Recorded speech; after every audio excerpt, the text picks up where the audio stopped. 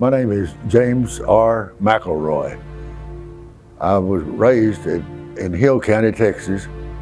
Went to A&M College at a young age, and as a junior I joined the enlisted reserve and was activated soon afterwards, sent back to ASTP program after basic training. We took basic training at Camp Maxey. We stayed in the PW camp because they didn't have a Japanese, they called it Jap Trap. They didn't have a Japanese prisoners. We took our all 13, 15 week basic training there, and then they sent us back to college from there down to East Texas State, which we thought we'd found paradise. Clean sheets, pretty girls, good food.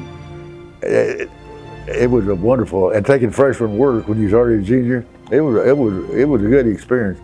And then they closed it down and put us in the 99th as replacement. I remember first memory I remember is Germany taking Poland, particularly. But when we entered into it, I was a freshman at A&M on December 7th when the Japanese bombed Pearl Harbor. On December 7th, 1941, Japan, like its infamous Axis partners, struck first and declared war afterwards.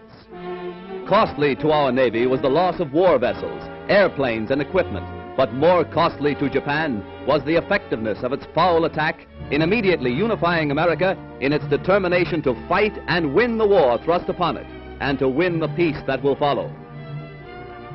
In fact, I can remember the date and time exactly because it changed everything.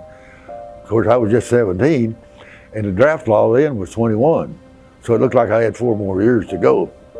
But you'd be surprised how quick they lower that to 18 and how quick you can go from 17 to 18. There were a few exceptions. I don't know of anybody that wasn't 18 when that they might have just been barely. There were some of them, of course, then didn't finish high school until I was 18. And there's several of these ASTP programs that were real bright boys that did not go to college first that got in that program. They sent them to different classes for freshmen. But most of us were 18. And the reason I enlisted, of course, I was going to get drafted if I didn't. And I didn't want to be in the infantry. In fact, the day we left, of course, the teachers, I made good enough grades to stay, because they said if we failed, they're going to send us to the infantry. The ones that failed out at midterm, they sent them to quartermaster corps. Anyhow, it was very pleasant. We took a heavy load in the ASTP program. We took at least 20, 22 hours. And so we didn't have any time off. And we also had Saturday classes till noon, then we marched and drilled. We had PE 2 or 3 times a week. And we were in good shape physically on that part. There were a lot of athletes that were in the ASTP program because they wanted to stay in school 1 more semester and play football. But before we went overseas, a few of them had pulled out of there and sent to West Point to play football for West Point.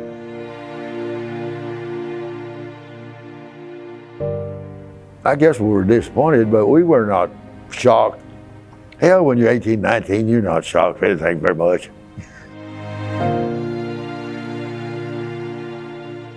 We did not mingle or mesh very well with these West Virginia coal miners that couldn't read and write. They said we played bridge and drank milk, and they played poker and drank beer. But we had a good many of them that couldn't read and write.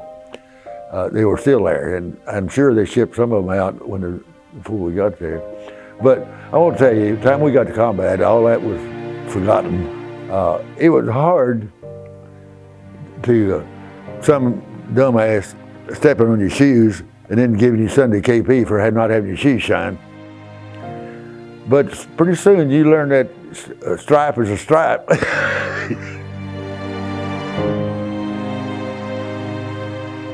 The basic training was hot. It was in July up on the Red River, and the weather conditions were not good. But now we went back, they took us singled out, thought we didn't know how to march and drill. I say, Stevie, hell, we were better than they were to start with.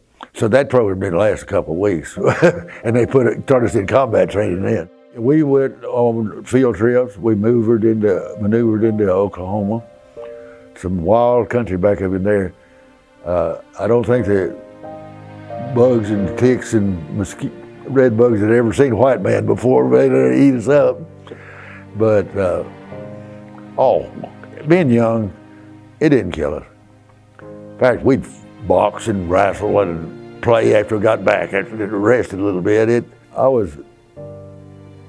I think I wore 32 and weighed 185 pounds, so you can imagine what kind of shape we were in.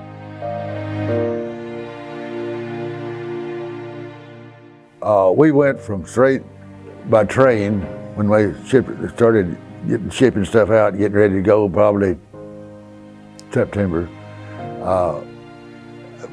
Some of us went through the south, some of us went through the west, and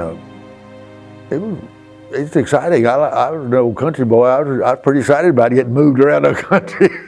And we went to Miles Standish to Boston, and we were there probably 2 or 3 weeks. We didn't know what we were going to do. We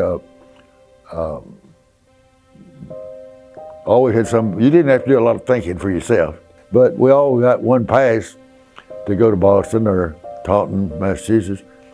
But they spent all their money, and then we got in a crap game, and I won all the money that was left over, so I could get a pass every night I wanted.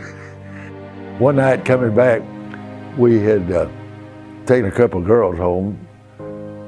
Their parents shouldn't be ashamed. The other girls weren't over 16, 17 years old.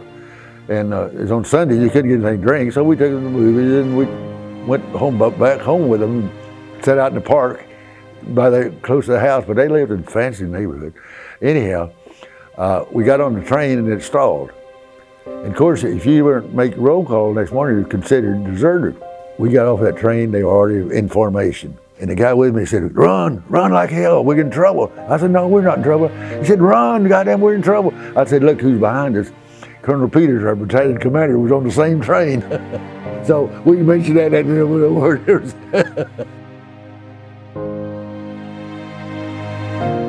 Now, we loaded on to Argentina, which was complete. If you didn't get a top bunk, you were in trouble. All the bombs and then seasickness. I never got seasick, never did. In fact, 2 meals a day was all you get. You go get back in line again.